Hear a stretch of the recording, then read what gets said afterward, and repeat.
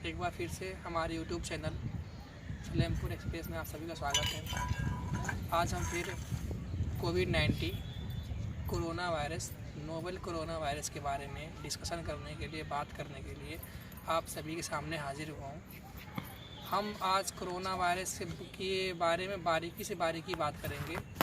जो भी हमारे दिमाग में इल्यूजन चल रहा है कि ऐसा होगा तो क्या होगा, ऐसे होगा तो क्या होगा, लोग इसे डर रहे हैं, तो डरने की कोई ज़रूरत नहीं है।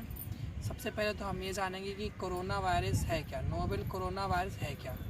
नोवेल ये जो वायरस है एनिमल और ह्यूमन के म्यूटेशन से निकला है, तो इसलिए इसका नाम पहले पड़ा नोवेल कोरोना वायरस।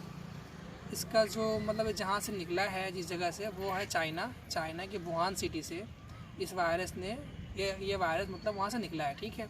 और दूसरी बात हम ये कहना चाहेंगे कि इससे डरने की कोई भी ज़रूरत नहीं है। लोग सोचते हैं अगर ये बीमारी हमें हो जाती है तो हमारा मरना तय है, पर ऐसा कुछ भी नहीं है। इसका इन्फेक्टिव रेट ज़्यादा है, इन्फेक्शन ज़्यादा हो रहे हैं, पर डेथ रेट इसकी 4% से भी कम है।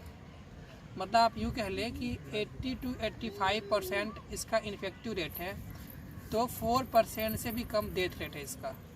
और डेथ उनकी हो रही है जिनका इम्यून सिस्टम काफ़ी वीक है, जिन्हें पहले से कोई बीमारी जैसे हाई ब्लड प्रेशर हो, शुगर हो, हार्ट की प्रॉब्लम्स हो, ऐसे डिजीज़ हैं जिससे इनका इम्यून सिस्टम वीक हो रहा हो, तो उन लोगों को वो लोग मर रहे हैं। ज़रूरी नहीं कोई मर जाएंगे। दूसरी बात ये है कि हम ये सोच रहे हैं कि अगर हमें हो जाएगा तो हम मर जाएंगे, तो ऐसा कुछ भी नहीं है। और सबसे बड़ी बात है कि आजकल दिमाग में सबके चलता कि आइसोलेशन कर देंगे तो हमारी ज़िंदगी जेल से बदतर हो जाएगी। ऐसा कुछ भी नहीं है। आपको फर्स्ट चीज़ तो पहले ये आप ध्यान रखो कि यह एक प्रकार का कम्युनिकेबल डिजीज़ है। ये एक प्रकार का लोगों से लोगों में फैल रहा है, तो एक प्रकार की कम्युनिकेबल डिजीज़ है। तो आपको आइसोलेट इसलिए किया जा रहा है कि आपसे कोई दूसरा बंदा जो है इन्फेक्टेड ना हो, पहली चीज़। दूसरी चीज़ क्या है कि आपका प्राइमरी ट्रीटमेंट तुरंत शुरू किया जा सके।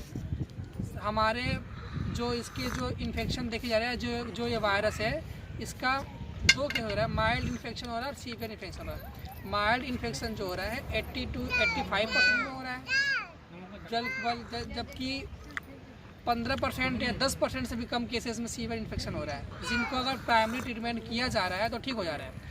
अभी तक इसका कोई भी वैक्सीन नहीं आया है, कोई मेडिसिन नहीं आया है। सबसे पहली बात यह है कि हमें जानना पड़े बीमारी है क्या। ये बीमारी जो है एक प्रकार की रेस्पिरेटरी डिजीज़ है। रेस्पिरेटरी सिस्टम को सबसे पहले ये जान जाइए कि सबसे पहले नाक में जाता है, नाक से जाके आपके लंग्स में जब इंटर करता है तो वहाँ मल्टीप्लिकेशन करता है वहाँ पे, और जब जाके सीवियर रूप लेता है। तो इसके जो सिम्टम्स हैं वो ज़्यादातर हमारे रेस्पिरेटरी सिस्टम से, जैसे मान लीजिए कि बहुत सांस लेने में दिक्कत होना, गले में दर्द होना, सूखी खांसी, जुकाम, ये सब इसके सिम्टम है। मितली आना। तो अगर हम पहले हमारे पास कोई पेशेंट आता है आइसोलेट करने के लिए, अगर हम उसको आइसोलेट करते हैं तो हम उसका ट्रीटमेंट कैसे करते हैं? हम उसके जैसे फीवर है तो हम उसके फीवर को ठीक करेंगे। अगर उसे नोज़िया की प्रॉब्लम्स है तो हम उसकी नोज़िया को ठीक करेंगे। अगर आप प्राइमरी फर्स्ट कंडीशंस में अगर आप आते हैं तो आपकी बीमारी से बचने के 190% चांस है। लेकिन आप इसे डर रहे हैं। डर क्या रहे हैं कि समाज में ये फैल चुका है कि ये हवा में फैल रहा है। पहली बात तो आप ये ध्यान रख लें कि हवा में नहीं फैलता, ये हवा में नहीं फैल रहा है। जैसे मान लीजिए कि आप खांसते हैं या छींकते हैं या जो भी कुछ करते हैं तो ये ड्रॉपलेट के माध्यम से फैल रहा है। जैसे आपने मान लीजिए कोई आपके सामने बैठा बंदा, आपने बिना मास्क का बिना रुमाल लगा आपने छींक दिया, अच्छी, तो ये ड्रॉपलेट जो है 1 से 2 मीटर दूरी पे जाके गिरेगा। अगर बंदा सामने होगा तो उसके ऊपर गिरेगा, जिससे इन्फेक्शन का हो। दूसरी चीज़ हमारे सबसे पहले हम देखा इंडियन कल्चर में क्या है कि हम खांसते कैसे हैं ऐसे करके।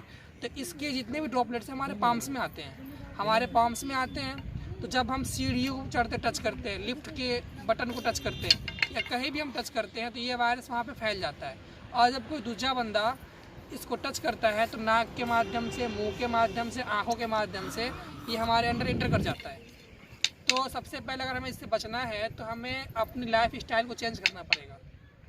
दूसरी बात हम ये कहना चाहेंगे कि आप इससे भागे नहीं, ठीक है। अगर आपके अंदर कोई भी सिम्टम दिखता है तो आप अपने नज़दीकी स्वास्थ्य केंद्र जाएं और वहाँ अच्छे से परामर्श लें और जो भी वो आपको बताए आप उसको फॉलो करें। आप ये देख सकते हैं कि जितनी ज़्यादा लापरवाही होगी उतनी ज़्यादा कंडीशंस ख़राब होंगी। हमारे इंडिया में सबने बोला कि सबसे अच्छा क्योर किया गया है। आप देख रहे हैं कि स्पेन का क्या हाल हुआ, इटली का क्या हाल और अमेरिका किस त्रासदी में जा रहा है, ठीक है। दूसरी बात, कोई भी वायरल है, कोई भी डिजीज़ है, किसी धर्म, मजहब या पंथ को देख के नहीं आता। हम आजकल फेसबुक पे देखते हैं, इंस्टा पे देखते हैं, व्हाट्सएप पे देखते हैं, लोग एक दूसरे से नफरत भरी भावनाओं को कमेंट करते हैं। मतलब ऐसे भाई आप ये कमेंट कर रहे हो, क्यों कर रहे हो? आप जागरूकता दो ना कि आप ऐसे बचो, आप अवेयरनेस दो ना। तो कहीं ना कहीं अगर हम ऐसे फालतू कमेंट डाल रहे हैं फेसबुक पे, व्हाट्सएप पे, तो कहीं ना कहीं इंसान के दिल में, जहन में फियर आ रहा है, डर रहा है वो। तो इस डर को निकालें आप। अगर समाज के लिए कुछ करना चाहते हैं तो अवेयरनेस करें, लोगों को जागरूक करें। दूसरी बात यह है कि आप अपने हाथ को सैनिटाइज करें। गांव में या फिर हर घर में सैनिटाइज़र मौजूद नहीं है, की उपलब्धता नहीं है, तो आप किसी भी साबुन से अपने हाथ को कम से कम 20 सेकेंड तक धुलें। और सबसे बड़ी ध्यान रखें कि हमारे इंडिया में क्या है कि लोगों की एक हैबिचुअल प्रॉब्लम होती है, वो अपनी नाकों में उंगली देंगे, मुंह में उंगली देंगे, आंखों में उंगली देंगे, तो आप ऐसा करने से बचें। तीसरी बात यह है कि अभी प्रधानमंत्री जी जिस दिन सेकेंड लॉकडाउन की घोषणा किए थे, बताया था, उस दिन कहा कि आयुष मंत्रालय ने कुछ चीज़ें बताई है जिससे हम अपने इम्यूनिटी को बूस्ट कर सकते हैं। तो आप इसको फॉलो करें। डेली आप उठें, अनुलोम विलोम करें। अब अनुलोम विलोम कैसे करना है? आप आसन की मुद्रा में बैठे, एक नाक को अपनी एक उंगली से बंद करें और ये सांस लें, फिर दूसरे वाले नाक से उसको छोड़ें। ऐसे प्रोसीजर कम से कम 50 बार करें। गर्म पानी का सेवन करें। भीड़ भाड़ इलाकों में जाने से बचें। जब भी आप चाहे कितना भी कोई सगा संबंधी हो उससे हाथ न मिलाएं और इंडियन ट्रेडिशन के अनुसार आप उनसे हाथ जोड़ कर नमस्ते करें, ठीक है। सबसे बड़ी बात ये। और दूसरी बात, कोई भी भ्रांति न फैलाएं, किसी प्रकार की अफवाह न फैले। अगर आपको कोई भी ऐसे प्रॉब्लम्स हो तो आप अपने नज़दीकी स्वास्थ्य केंद्र जाएं। आप जानते हैं कि आपको सिर्फ और सिर्फ इस चीज़ों से डॉक्टर्स ही बचा सकते हैं। तो आप इसमें अपने गवर्नमेंट का, अपने प्रशासन का और स्वास्थ्य कर्मियों का सहयोग दें और एक दूसरे को अवेयरनेस करें। किसी प्रकार की फालतू मैसेज, ट्वीट, जो भी कुछ करना हो जिससे समाज का अहित हो उसको ना फैलाएं। अगर आपको ट्वीट करना है तो आप जागरूकता के लिए ट्वीट करें। धन्यवाद, नमस्कार।